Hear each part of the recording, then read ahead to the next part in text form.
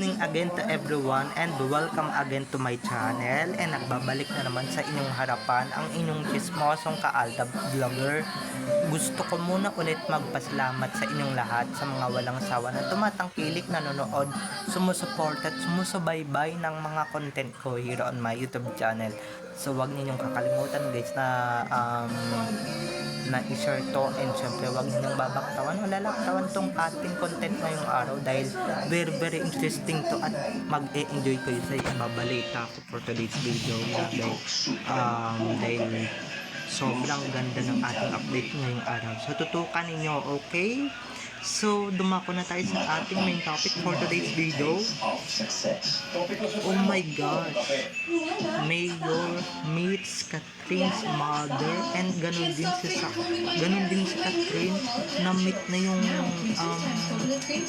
family ni Mayor. At teka lang, wait lang may mga value na sak din or din na maalma at hindi nila tanggap yung mga nangyayari at nababalitaan nila about Mayor and Catherine. So, ito na guys, watch this. Mamaya ipapaliwanag ko sa inyo ng buong buo. So, ito na guys, watch this.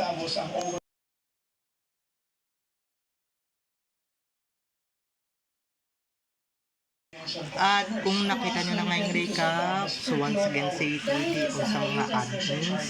Dumako na tayo sa ating main topic for today's video.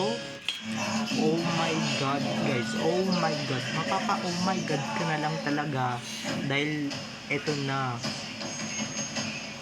meet the parents na pala ang ganap ngayon ni Mayor Mark Alcala and syempre Catherine Bernardo. Eto na nga, na-meet na nga ni Mayor or ng rumors or ng boyfriend ni Catherine Bernardo kasi Mayor yung pamilya at nanay ni Catherine, diba?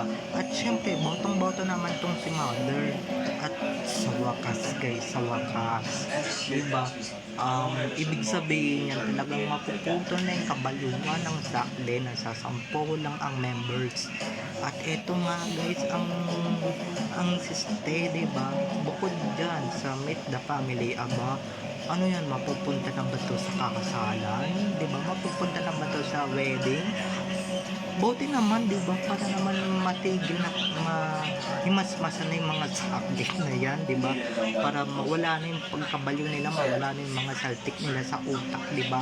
Para mawala na yung ganyang kabaliw nilang era, diba? Para mawala na yung mga gano'n nilang eme-eme na bonggang-bongga, diba? So, diba? At ito nga, bukod dyan kay Mother ni Catherine at kay Mayor na na-meet na din pala ni Sakang yung family ni Mayor. So, ibig sabihin guys, sila talaga ang nakatadhana. So, yung kaka-Alden ninyo, tigil-tigilan nyo na yan, okay? Dahil si Alden ay para kay Min lang. At buti nga yun, diba? Buti nga may mga ganitong balita. Ibig sabihin, diba? Tatantanan na rin ni Catherine si Alden, diba? Dahil si Alden ay para kay Main lang. Si Catherine, maghanap siya ng lalaking na mahalin niya. Wag niyang gagambalain may asawa na, okay? At wag na wag siyang maninira ng pagsasama ng may asawa. Kaya ayun talaga yun mga ka-Aldab Nation. At buti naman talaga, diba? Natigil na rin talaga at matitigil na rin talaga yung sarsuela ni Catherine at Alden, diba? Diyos ko, laking tuwa ko talaga, laking pasasalamat ko talaga, at talagang natigil na talaga to, diba? Ibig sabihin yan, pag nag-meet na yung dalawa, yung parents ng dalawa, diba? At ito si Mayor lang ang ipinakilala niya sa mother niya ng bonggang-bongga off cam, diba? At na-meet yung nanay niya ng bonggang-bongga. Kaya yung mga sakde na yan, kahit ano pang alman yan, kahit na magmaniklohod kayo dyan, or kahit na sabihin ninyong magpakamatay pa kayo, walang pakialam sa inyo yung idol ninyo, diba? Walang pakialam si Catherine sa inyo. Alam diba kung bakit?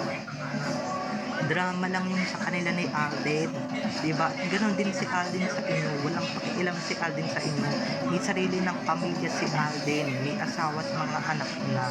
So please, do not disturb Alden Richards' life, okay? Do not disturb his family. his own family. Kahit nga, di ba, ito lang nga, hindi nga maiharap, di ba? Kahit drama lang, di niya maiharap kay Daddy Beyonce Sakang, di ba? Kahit drama lang. So, ibig sabihin, guys, walang ganun na nangyari. Ngayon lang na may nangyaring ganyan kay Mayor pa, di ba? At hindi lang puro boyfriend, guys, soon to be na to, soon to be husband na to. At finally talaga, diba, matatapos na rin talaga yung drama na talagang gustong gusto na talagang kumawala ni Alden noon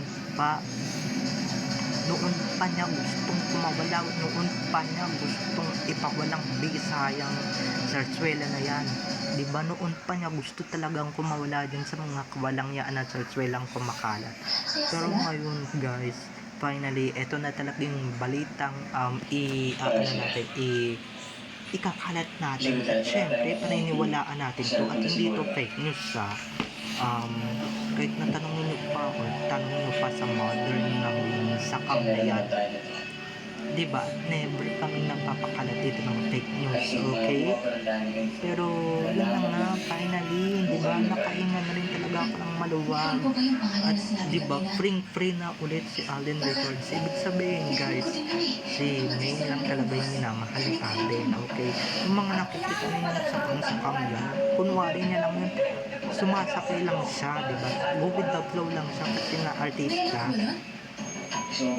Ayan, patay na tuloy yung pag-asa. At mismo si Catherine na yung pumatay sa pag-asa ng mga sakin o sa mga kabaliwan ng sakit, diba? Kumbaga, tinigil na ni Catherine mismo yung kaibangan nila, diba, na walang sakit sa totoong buhay dahil si Alden ay May Mendoza na at sobrang mahal ni Alden si May at hindi niya talaga kayang ipagpalit, diba? So, yung mga nakikita ninyo dati, mga part lang yun ng arte, part lang yun ng promo, diba? Ngayon na lumabas yung katotohanan, ngayon kayo maghihimutok, ngayon kayo naghihimutok. Sa bagay, kahit anong gawin yung paghihimutok dyan, kahit magwala pa kayo, magbasag pa kayo, kahit na ano pang gawin nyo, walang magagawa yung pagganyan-ganyan ninyo, diba? Ibig sabihin lang yan, guys, huwag mo nang ipilit yung talagang pinilit lang talaga gawin for the movie lang talaga, diba? At sana man lang, diba, mai-adapt naman lang yung salitang respeto at sana makuha nyo yung respeto na yan, yung salitang respeto na yan, dahil ang hirap i-earn yan, ang hirap i-impose yan na itatak ninyo sa kukote ninyo, yung sakli ninyo, may kanya-kanyang partner at may kanya-kanyang asawa sa totoong buhay.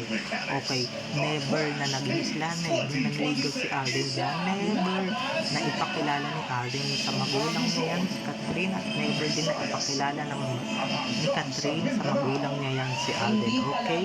Kaya yung mga iniiluso ninyong pinakilala na kuno ni Catherine si Alden, pinakilala ni Alden si Catherine, nek nyo, mga ilusyonado at ilusyonado lang kayo, mga malilikot na yung utak nyo, diba? Ngayon nabasag na yung mga ilusyonal ninyo, yung mga ano ninyo, yung mga trip ninyo sa buhay, naghihimutok kayo. Ngayon nag-iiyak kayo. Sa bagay, deserve nyo naman yun, deserve nyo naman mag-iiyak kasi wala naman talaga kayong kwenta, diba?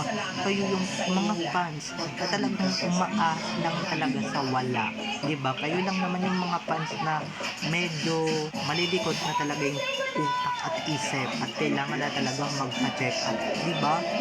Para naman bumalik kayo sa katinuan or kaya binabalik lang kayo sa katinuan, diba, ni Catherine or ni Alden, diba? Si Alden ilang beses nang nag-display ng asawa niya yan, ilang beses niya nang din-display sa May, diba? Hindi naman kayo naniniwala, ngayon si Catherine ay nambasag sa mga delusional ninyo, diba? Ngayon si Catherine ay umamin sa katotohanan about sa kanila ni Mayor.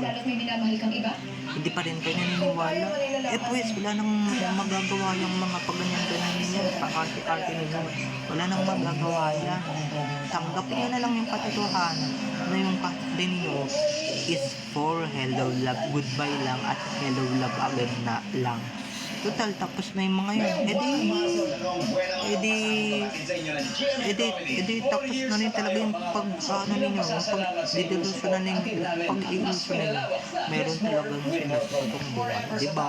So, babay na ulit mga ka-EDN. I love you all. Have a nice day. Keep safe and God bless everyone. Bye-bye. I love you all. Enjoy watching. See you on my next video. Bye-bye.